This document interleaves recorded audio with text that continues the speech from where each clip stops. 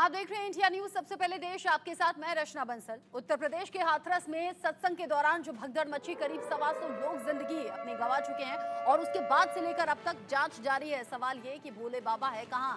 अब इन सब खबरों के बीच में भोले बाबा के वैद्य ने किया है बड़ा खुलासा। सूरजपाल सिंह उर्फ भोले बाबा वैद्य से इलाज अपना करवाते थे। इंडिया न्यूज पर वैद्य गोपाल चरण गर्ग एक्सक्लूसिवली इस बात को बताते हैं कि कैसे भोले बाबा के जरिए वैद्य को बुलाया जाता था। बाबा को अपने स्वास्थ्य की फिक्र रहती थी। वैद्य ने बताया कि रेगुलरली वो पहुंचते थे और साथ ही साथ बाबा के इलाज को वो करते थे। अब किस तरीके का वो इलाज है, क्या बीमारी थी या फिर कौन सी वो तकलीफ थी जिसका इलाज वैद्य के जरिए करवाया जा रहा था, ये सब बातें अभी पाइपलाइन में है। यानी कि इन सभी बातों को लेकर खुलासा होना बाकी है, लेकिन ये खुलासा आपका अपना चैनल इंडिया न्यूज जरूर आज करने वाला है। थोड़ी देर बाद हमारे साथ बाबा के वैद्य भी जुड़ने वाले हैं लाइव, उनसे भी हम बात करेंगे। साथ ही साथ भोले बाबा के वकील एपी सिंह भी हमारे साथ लाइव जुड़ेंगे, क्योंकि एपी सिंह जो कि भोले बाबा का पहले दिन से बचाव कर रहे हैं, जाहिर सी बात है वो बतौर वकील भी बाबा का पक्ष लेते हुए नजर आ रहे हैं। लेकिन इन सब के साथ ही भोले बाबा, जो स्वयंभू भोले बाबा खुद को कहते थे, सूरजपाल सिंह, उन्हें आखिर ऐसी कौन सी बीमारी थी जिसके चलते वो वैद्य से अपना इलाज करा रहे थे। इंडिया न्यूज पर वैद्य अब थोड़ी देर बाद लाइव हमारे साथ जुड़ने भी वाले हैं। भोले बाबा का वैद्य जो कि बड़े खुलासे कर रहे हैं, सूरजपाल सिंह उर्फ भोले बाबा को लेकर गोपाल शरण गर्ग जो कि भोले बाबा का इलाज करने का दावा कर रहे हैं। हाथरस कांड जिसमें करीब 125 लोगों की जान चली गई। जान जाने के बावजूद जो अनुयायी हैं, जो भक्त हैं, वो ये कह रहे हैं कि सृष्टि के विधाता हैं सूरजपाल सिंह, सृष्टि उन्होंने बनाई है। साथ ही साथ जिन लोगों की जान चली गई वो पीड़ित परिवार अब रो रहे हैं, बिलख रहे हैं। अपनों को खोने का गम बहुत ज्यादा है।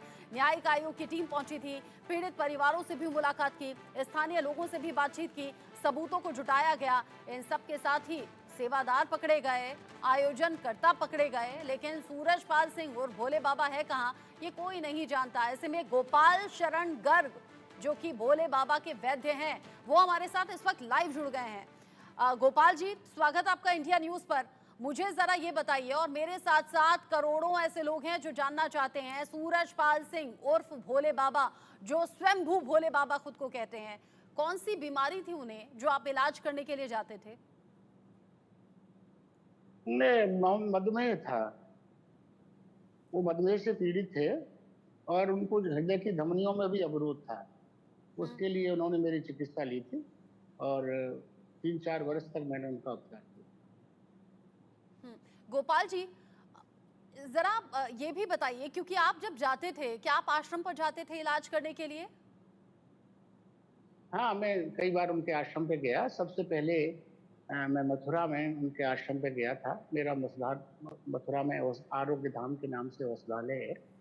वहाँ पे उनके भक्त लोग मेरे पास आए थे और उन्होंने आग्रह किया था कि बाबा कुछ अस्वस्थ रहते हैं, आप एक बार उनको देख लीजिए। मैंने उनसे कहा था कि मेरी तो बाबा से कोई आस्था नहीं है, तो बाबा बुलाएंगे तो मैं जरूर जाऊंगा। वो फिर दोबारा मेरे पास आए और फिर मैं उनके साथ उनकी चिकित्सा उनको देखने के लिए उनके आश्रम पर गया। आपने कहा कि आपकी बाबा में कोई आस्था नहीं थी, आपको बुलाया गया इलाज के लिए, इसलिए आप पहुंचे। आपने कहा कि बाबा की हृदय की धमनियों यानी कि हार्ट से जुड़ी हुई समस्या थी, कुछ ब्लॉकेज जैसी दिक्कत थी जिसका इलाज करने के लिए आप गए थे? हाँ, ऐसा ही था। ऐसा ही था। अच्छा। वो मधुमेह से कई वक्त पीड़ित हाँ थे हाँ। और उसी के कारण उनकी हृदय में धमनियां कुछ अवरुद्ध था। अच्छा, मुझे ये बताइए, आपने कहा कि बाबा में ऐसी आपकी कोई आस्था नहीं थी, जब आप आश्रम गए आपने क्या देखा? मुझे बुलाया गया तो उनके आश्रम में बड़ी सिक्योरिटी थी। मुझे आधे घंटे बैठना पड़ा और फिर जब मैं उनके आश्रम में अंदर प्रवेश करके गया तो मैंने देखा कि उन्होंने मुझसे कहा कि आप अच्छे वैद्य हैं, तो आप मुझे नाड़ी परीक्षण करके बताइए कि मुझे क्या तकलीफ है, तब मैं मानूं कि आप सच्चे वैद्य हैं। मैंने उनका नाड़ी परीक्षण किया और मैंने उनको बताया कि आपको मधुमेह है और मुझे ऐसा प्रतीत हो रहा है कि आपकी धमनियों में अवरोध है। तो ये दोनों बातें सुन के उनको थोड़ा सा मेरे पे विश्वास जागृत हुआ और उन्होंने मुझसे फिर दोबारा कहा कि एक बार नाड़ी देख के मुझे ये भी बताइए कि मुझे इस समय कितना मधुमेह हो सकता है। मैंने दोबारा उनकी नाड़ी देखी और मुझे ऐसा प्रतीत होता है कि इस समय आपको 164 के करीब मधुमेह है।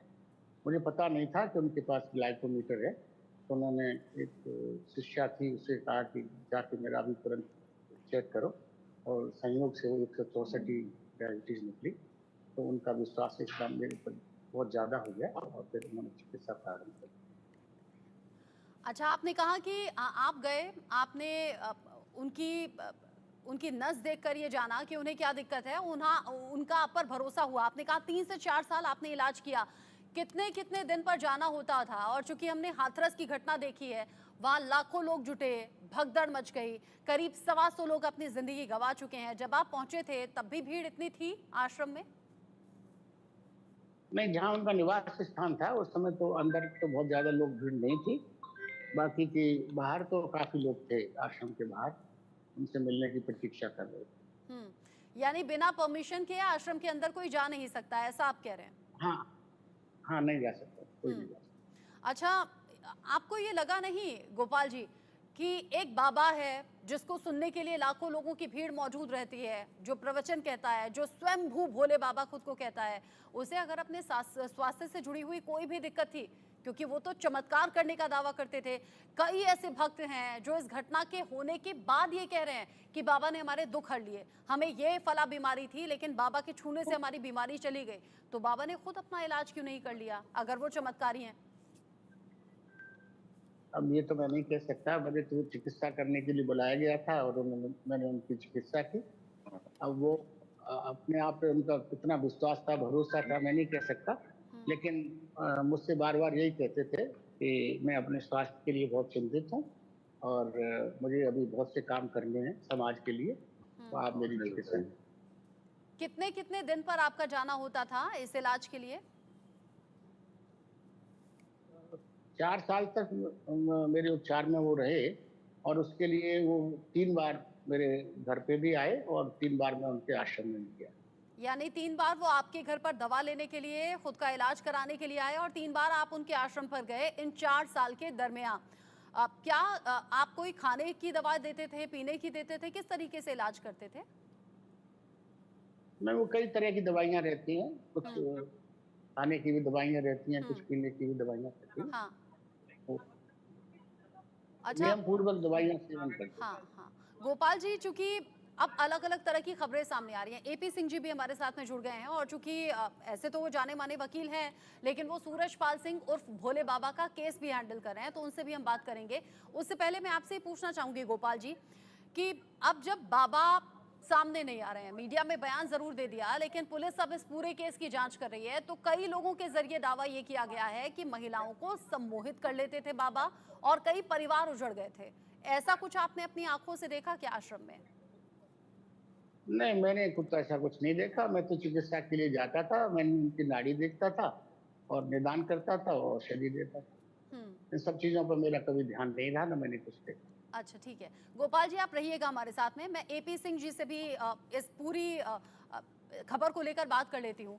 एपी सिंह जी, हमारे साथ में गोपाल जी हैं। गोपाल जी जो बता रहे हैं कि वो बाबा के वैद्य हैं। उन्होंने बाबा का इलाज किया है 4 साल तक। 3 बार वो आश्रम गए हैं, 3 बार बाबा खुद चलकर इन वैद्य के घर पर पहुंचे अपना इलाज कराने के लिए। अब मेरा सवाल सीधा सा आपसे है, बाबा चमत्कारी होने का दावा करते हैं, स्वयं भू भोले बाबा खुद को कहते हैं, लोगों की पीड़ा हरने का दावा करते हैं। लोग कहते हैं बाबा ने बस हमें आशीर्वाद दे दिया, हमारी बीमारी दूर हो गई। फिर बाबा खुद अपनी बीमारी दूर क्यों नहीं कर पाए अगर ऐसा चमत्कार है तो? एपी सिंह नहीं, जी। ऐसा है नहीं। जीव है जिसका शरीर है, तो शरीर है तो औषधि भी चाहिए होगी, भोजन भी चाहिए होगा, जल भी चाहिए होंगे, ठंड भी लगेगी, गर्मी भी लगेगी। ये तो सब मानवीय है चीज। इसमें चमत्कार वाली तो बात नहीं। चमत्कार की बात की जाए इस तरह का, जो इंसान है, मानव है, मानव मंगल मिलन सद्भावना समागम उन्होंने किया, मानवता भाईचारे का संदेश दिया उन्होंने। हम्म। इसमें कोई चमत्कार नहीं कि मानव मानव को गले लगाए, सत्य बोले, सत्य साथ करे, सन्मार्ग पर चले, सच्चाई पर चले, ईमानदारी पर चले। मानवता विचार रहे, मानव मानव को गले लगाए, भाई को लगे, जाति पात उनकी एपी ऊंच सिंह का जी, भाव ना हो, आपकी बराबर हो, बातों में ये सब लग रहा है कि समानता हो। बाबा ने लोगों को भाईचारा सिखाया और आप मानव शरीर की बात कर रहे हैं। क्या बाबा को नहीं मालूम कि लोग उन्हें भगवान की तरह पूछते हैं? अब ये घटना घट चुकी है, करीब 125 लोग जिंदगी गंवा चुके हैं। बावजूद इसके लोग कह रहे हैं सृष्टि के विधाता हैं बाबा। जब बाबा ये जानते थे कि आम लोग भगवान की तरह पूछ रहे हैं, तब क्यों नहीं ये बातें कही कि मानव शरीर है, मुझे भी बीमारी है, अगर आपको बीमारी है तो डॉक्टर के पास जाइए। सर उन्होंने कहा है, उन्होंने कैसे बताएं, मैंने पढ़ा किया है, उनके यहाँ बोला जाता था कोई बीमार हो, कोई अस्वस्थ हो, वो आए ना, अधिक बुजुर्ग लोग ना आए, बच्चे को ना लाया जाए, बीमार का क्या वहाँ हॉस्पिटल थोड़ी चल रहा है, कोई हॉस्पिटल थोड़ी ऐसा नहीं है, कोई वहाँ दवा की जा रही हो। एपी सिंह जी, आप रहिए। आप कह रहे हैं कि मानव धर्म निभाया, भाईचारा सिखाया और वो कहते थे कि जो बीमार हैं या जो बहुत ज्यादा बुजुर्ग हैं वो उनके पास नहीं आए। लेकिन सूरजपाल सिंह और भोले बाबा ये भी जानते हैं कि चरणों की धूल लेने के लिए इससे पहले भी लोग बहुत बार भागे हैं। चरणों की धूल से क्या कोई किसी का भला कर सकता है? प्रदीप पुंडी मेरे साथ में जुड़ गए हैं, अलीगढ़ से लाइव इंडिया न्यूज संवाददाता। प्रदीप, बहुत से चौंकाने वाले तथ्य अब तक हाथरस की घटना में सामने आ चुके हैं। अब एक और बात ये चौंका रही है कि वो बाबा जो लोगों के दुख हरने के दावे करते रहे, लाखों लोगों को अपने साथ जोड़ते रहे, वो खुद दिल की बीमारी के मरीज निकले, खुद वो वैद्य से अपना इलाज करा रहे हैं। बिल्कुल ठीक कहा आपने, क्योंकि जिस तरीके से भोले बाबा दुनिया की जो बीमारियां हैं लोगों को बोलते हैं कि पानी पियो, खीर खाओ या चरणों की जो रज है वो लो, उससे आप ठीक हो जाओगे। खुद बाबा अपनी सेहत को लेकर इतने चिंता में रहते थे कि जो जैसे जो व्यक्ति ने बताया हमें कि बाबा ने कई बार इनको बोला कि मेरा स्वास्थ्य का ध्यान रखिए, क्योंकि मेरा स्वास्थ्य मेरे लिए बहुत जरूरी है, बहुत इंपॉर्टेंट है, क्योंकि मुझे बहुत सारे काम करने हैं। हाँ। तो एक तरफ जो बाबा कहते हैं कि मैं दुनिया का इलाज करूंगा, लोग वहाँ आते हैं बड़ी आशा और उम्मीद के साथ कि उनका इलाज होगा, उनको स्वास्थ्य लाभ मिलेगा, तमाम चीजें मिलेंगे। वही बाबा एक तरफ अपनी जान को लेकर, अपनी सेहत को लेकर इतने फिक्रमंद नजर आते हैं कि वैद्य जी को बार बार बोलते हैं कि परिश्रम करिए, मैं आप पे तभी विश्वास करूंगा जब आप मेरी नंबर पकड़ के मुझे बताओगे कि मेरे अंदर बीमारी क्या है।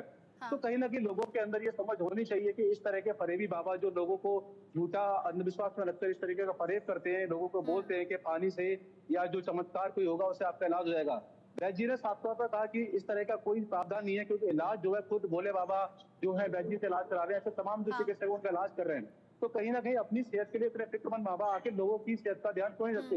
क्यों अपने आने वाले भक्तों को नहीं कहते कि आप जो इलाज है वो भगवान जो वो नहीं कर सकते, जो ये तो डॉक्टर है, मिसगाइड करने वाली बात है, ये तो लोगों को बरगलाने वाली बात है।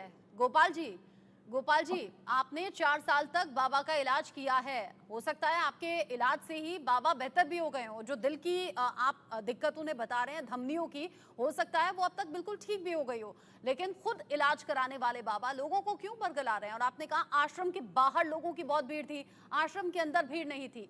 ऐसा पहरा आश्रम के बाहर क्यों था? आखिर अंदर आश्रम में होता क्या था? नहीं, वो ये कहते थे कि अगर मैं ये नियंत्रण आने का नहीं करूं तो मेरा तो पूरा जीवन ही इसी भीड़ में बीत जाएगा। मैं समागम में जब जाता हूं तो मैं कोशिश करता हूं ज्यादा से ज्यादा से लोगों से संपर्क करूं, लेकिन व्यक्तिगत रूप में मैं ज्यादा लोगों से मिलना नहीं चाहता और मेरा स्वास्थ्य भी ठीक नहीं रहता, इसलिए मैं बहुत सीमित लोगों से मिलता हूं। ऐसा बार बार लेकिन सीधा सीधा अपने भक्तों को ये कहा जा सकता था ना गोपाल जी कि मेरा खुद का स्वास्थ्य ठीक नहीं है, मैं तो वैद्य से इलाज करा रहा हूँ। अभी जैसे कि प्रदीप पुंडीर जो इंडिया न्यूज के रिपोर्टर हैं वो बता रहे हैं कि पानी दे देना कि लो इसे पीकर तुम ठीक हो जाओगे। लोग चरणों की धूल लेने के लिए भाग रहे हैं, इसी वजह से करीब 125 लोग अपनी जिंदगी गंवा चुके हैं।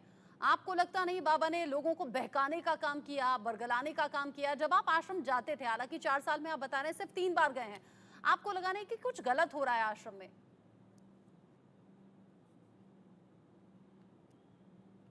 गोपाल जी, उस तरफ कुछ ध्यान भी नहीं था। मैं तो खाली चिकित्सा के लिए जाता था, दाढ़ी परीक्षण करता था और मैं औषधि दे के आता था। ज्यादा चीजों पर मैंने कभी गौर भी नहीं किया और उस तरफ मेरा ध्यान भी नहीं। अच्छा, धर्म की कोई बात होती थी कभी बाबा से आपकी?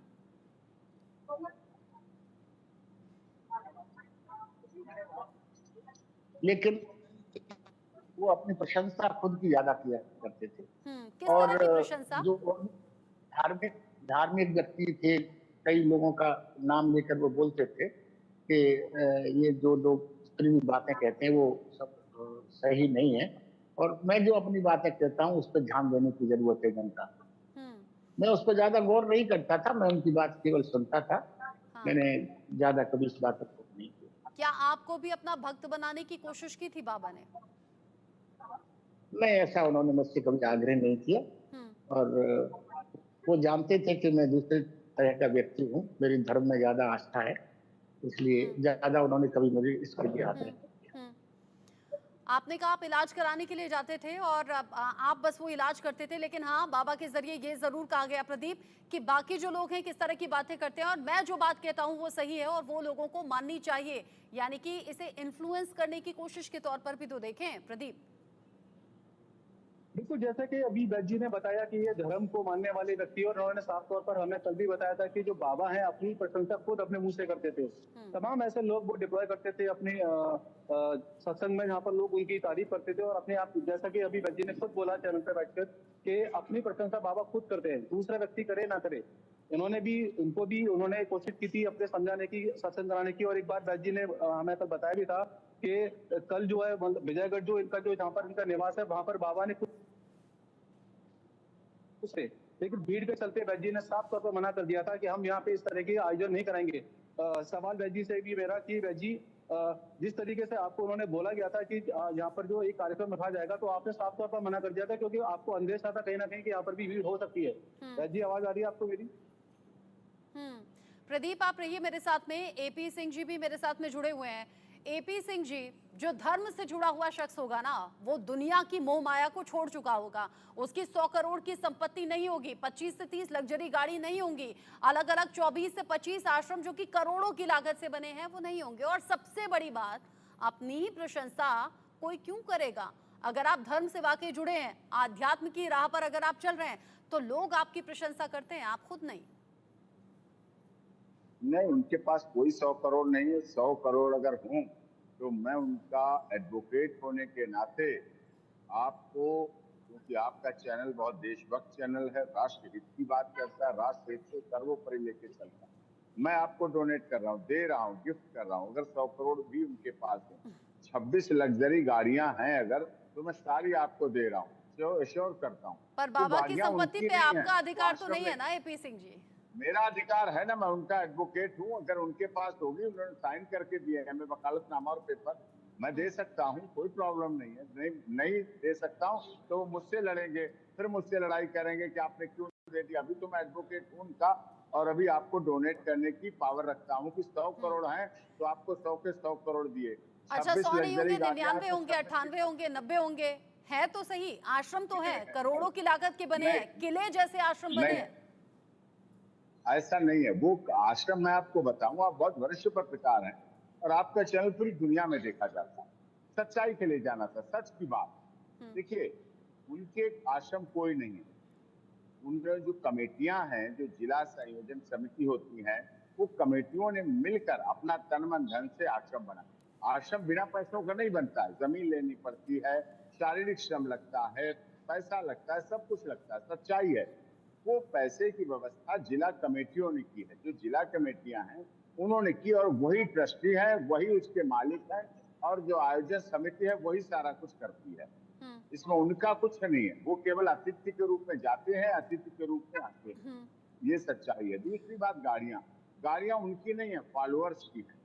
उनके फॉलोअर्स के पास अच्छी अच्छी गाड़ियां, मैं नहीं कह रहा, बहुत बहुत इंपोर्टेंट गाड़ियां, बहुत बेशकीमती गाड़ियां, लग्जरी गाड़ियां, सब सुविधाओं युक्त है। एपी सिंह जी, आप तो ऐसी बात कर रहे हैं जैसे कि अभी तक की जांच में भी सामने आया कि बाबा ने अपने नाम से एक भी रुपया नहीं लिया, लेकिन अपना ट्रस्ट जरूर बना दिया, जहां मिनिमम 10,000 का चेक और मैक्सिमम 2.5 लाख तक का दान मिला है, और वो सब बाबा को गया है। उसी पैसे से फिर आश्रम बना, लग्जरी गाड़ी खरीदी गई, और बाबा इन सब चीजों से दूर होते हैं। अच्छा, आप सच्चाई की बात कर रहे हैं, तो आप ये क्यों नहीं बताते कि वो जो लाखों लोग जुड़ते थे, वो इस आंखों पर पट्टी बांधने के साथ जुड़ते थे कि बाबा का आशीर्वाद हमारे कष्ट दूर कर देगा। बहुत गरीब महिलाएं थी, पैसा इकट्ठा करके जैसे तैसे वो पहुंची थी हाथरस और बाकी जगह जहां पर प्रवचन होते थे, सिर्फ इस उम्मीद में कि बाबा आशीर्वाद देंगे तो हमारे दुख दर्द दूर हो जाएंगे, हमें बीमारी है तो दूर हो जाएगी। पानी उन्हें देते थे कि इस पानी को पीने से आप ठीक हो जाओगे, चरणों की धूल लेने से ठीक हो जाएंगे। ऐसा ऐसा कैसे हो सकता है? खुद तो वो इलाज करा रहे हैं वैद्य से, फिर दूसरों को क्यों झूठी बातें बोलना?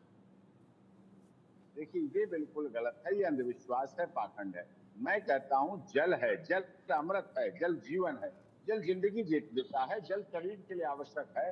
70% जल ही है शरीर में जो शरीर को चलाता है, तो शरीर के लिए जल जरूरी है। जल अमृत है, वो जल हैंडपंप से निकले, गंगा जल हो, शरीर का जल हो, वेसलरी का जल हो। वेसलरी में भी क्या किया जाता है? ये जल जो है खनिज वाला मिनरल्स वाटर क्यों कहा जाता है? खनिज युक्त, यानी कि ताकत देता है, हमें जीवन देता है, ये ऊर्जा देता है, हमें शक्ति देता है, हमें चलने की क्षमता देता है। जल है, भोजन की आवश्यकता है। लेकिन बाबा के हाथ लगा हुआ जल ये खास कैसे हो गया? वो हाथ लगाते नहीं कभी, हाथ क्या, वो तो हैंडपंप से खुद निकालता है, आदमी खुद लेता है। उस पानी में ऐसा क्या खास था? उस पानी में ऐसा क्या खास था? लोग कई कई किलोमीटर दूर से आते थे वो पानी लेने। वो जल आपके न्यूज चैनल का भी उतना ही खास जल है, मेरे ऑफिस का भी जल उतना ही खास है। साधारण जल है हमारा तो। अस्पताल जल तो साधारण कभी होता ही नहीं है। जल तो कीमती होता है, जल तो जीवन है, जल जिंदगी है। एपी सिंह जी, अब यहाँ तो आप वकील की तरह दलीलें दे रहे हैं, मैं तो आम इंसान की तरह आपसे सवाल पूछ रही हूँ। वो पानी खास कैसे हो गया? लोग कई कई किलोमीटर से दूर वो पानी लेने के लिए क्यों आते थे? ऐसा क्या है बाबा की चरणों की धूल में जिसे ले लेंगे लोग तो फिर वो धनी हो जाएंगे या उनके कष्ट दूर हो जाएंगे? इसीलिए तो हादसा हुआ ना उस दिन, भगदड़ मची चरणों की धूल लेने के लिए। ये सत्य है, अधिक भीड़ थी, आई एग्री, लेकिन वो आस्था श्रद्धा का विषय है। लोग आते हैं, कोई बुलाने तो जाता नहीं। कैसी आस्था? तो अगर बुलाता, मुझे बताइए कैसी तो आस्था? आप कह रहे हैं बाबा बताते थे कि भाईचारा कैसे है, मानवों को आपस में कैसे रहना चाहिए। मानव मानव होता है, वो भगवान नहीं होता। स्वयंभू भोले बाबा के भक्त मैं भी हूँ, शिव जी को मानती हूँ, लेकिन ये कैसे बाबा जो खुद को भोले बाबा कह रहे हैं? नहीं, खुद को भोले बाबा कभी नहीं। नारायण साकार हरि जो नाम था उनका, उसके बाद नारायण साकार हरि नाम से उन्हें जाना गया। भोले बाबा वाली बात तो कोई ऐसी नहीं थी, ना शंकर का रूप ना प्रतिरूप की, ना शंकर की अपने नाम से क्यों नहीं? एपी सिंह जी, देखिए आपका नाम एपी सिंह है ना, मेरा नाम रचना बंसल है। सूरजपाल सिंह से ही वो क्यों नहीं रहे? कभी नारायण साकार हरि, कभी भोले बाबा, कभी विष्णु का अवतार, न जाने क्या क्या। उसका कारण मैं आपको क्लियर बताऊं। देखिए, सूरजपाल उनका नाम उनके माता पिता ने रखा, उनका जन्म हुआ, जन्मस्थली है उनकी, और उसके बाद वहां वो जन्मस्थली में रहे, ये बात सत्य है। लेकिन नाम उसके बाद जो भक्ति मार्ग पे आए तो थोड़ा नाम बदल जाता है। हमारे देश में ऐसी परंपरा है कि सभी ने अपने अपने नाम बदले हैं, बदल जाते हैं, तो उस तरह से हुआ। भक्ति मार्ग पे आस्था श्रद्धा, अब हमारा देश तो ऐसा, रश्मि जी, आस्था है तो बंद दरवाजों में भी रास्ता मिल जाता। हाँ। हम कहीं मंदिर जाते हैं, मैं एक बार कहीं बहुत बड़े विशाल मंदिर पहुंचा, हाँ। लेट हो गया था, टाइम लेट हो गया, तो वहां पुजारियों ने कहा बंद हो गया, दर्शन नहीं होंगे। उन्होंने कहा रश्मि जी दर्शन नहीं होंगे। मैंने कहा कोई बात नहीं, कि अब तो आपको 2 बजे इंतजार, 1 घंटा इंतजार करना पड़ेगा। मैंने कहा अगर मेरे अंदर आस्था है तो यही आएंगे वो। मैं वहीं पे मैंने साष्टांग दंडवत किया गेट पे। हाँ। मैं साष्टांग दंडवत होके लेट गया। तुरंत अंदर से पुजारी निकल के आए, नहीं आप आए हैं, आप हैं, दरवाजा खोलिए। दरवाजा खोलो, नहीं आप अंदर आइए, आप अंदर आइए। तब वहां का सिक्योरिटी स्टाफ और वहां के उनके सेवादार और सभी चकित रह गए कि अरे ऐसा कैसे हो गया। तो मुख्य पुजारी आ गए सीधे। हाँ। तो बंद दरवाजों में भी रास्ता है अगर आस्था है। हमारा मानना ये तो आपने मंदिर की बात कह दी एपी सिंह जी। मेरा नाम रचना है। एपी सिंह जी, आप मंदिर की बात कह रहे हैं, आप कह रहे हैं आप आस्था के साथ मंदिर में गए, आपने वहां पर दर्शन करना चाहा और जैसे तैसे वो दरवाजे खुल गए, आपको भगवान के दर्शन चाहिए थे और मिल गए। ये ईश्वर का चमत्कार कह सकते हैं। हम करोड़ों लोग ऊपर वाले में आस्था रखते हैं, अलग अलग तरीके से रख सकते हैं, लेकिन यहाँ बात एक साधारण मानव की हो रही है। मैं इस बात से तो तर्क, वो इंसान है, मानव है, ईश्वरीय शक्तियां अलग होती हैं और होना चाहिए आदमी को भक्ति आस्था। अगर किसी की किसी में श्रद्धा है, किसी की किसी में भक्ति है, जैसे मेरा पहला विश्वास क्या है, अपने माता पिता में भगवान देखो, ईश्वर देखो। हम माता पिता के पैर स्पर्श करके निकलते हैं सुबह को, और शाम को जाके करते हैं तो हमें लगता है कि हमारा विश्वास है, हमें ताकत मिलती है, हमें मजबूती मिलती है उनका आशीर्वाद में। India is only one country where feet are respected. पैरों की पूजा होती है हमारे देश में, दुनिया में कहीं नहीं है, लेकिन पैरों से आशीर्वाद निकलता है, ऐसी हमारी परिकल्पना है। हाँ। लेकिन नारायण साकार हरि क्या पैर छूने का भी परिकल्पना नहीं थी, वहाँ कोई इस तरह का विषय अच्छा, नहीं आप मुझे था कि बस पैर एक सवाल छूने का की जवाब बात दे हो। दीजिए। आप कह पैर रहे हैं छूना लोगों की हमारी आस्था सभ्यता है, संस्कृति लोगों की आस्था कहीं भी जुड़ सकती है, माना कि लोगों की आस्था जुड़ गई। हाथरस में तो बड़ा हड़कंप हो गया, कांड हो गया, करीब 125 लोग अपनी जान गंवा चुके हैं। हाथरस को अगर मैं छोड़ दूं, उससे पहले के जितने आयोजन हैं, अब तो उनकी सभी की एक एक करके तस्वीर सामने आ रही है। लाखों भीड़ है, हजारों की भीड़ है, ऐसे ही गाड़ी के काफिले बहुत तेजी से बीच से गुजर जा रहे हैं। लोग भागते हैं बाबा की तरफ आने के लिए, उनके चरणों की धूल लेने के लिए, और इंतजाम वहां भी नाकाफी दिखते हैं, भीड़ वहां भी खूब दिखती है। कोरोना जब 50 लोगों की परमिशन थी ना, तब भी 50,000 जोड़ लिए थे। ये क्या खुले तौर पर हादसों को दावत देना नहीं था? नहीं, आई एम एग्री, मैं आपकी इस बात से सहमत हूँ। कानून का पालन, मैं तो देखिए कानून का पालन करने वाले व्यक्तियों, और रचना जी आप भी वरिष्ठ पत्रकार हैं, आपकी और आपका चैनल भी कानून में विश्वास करता है।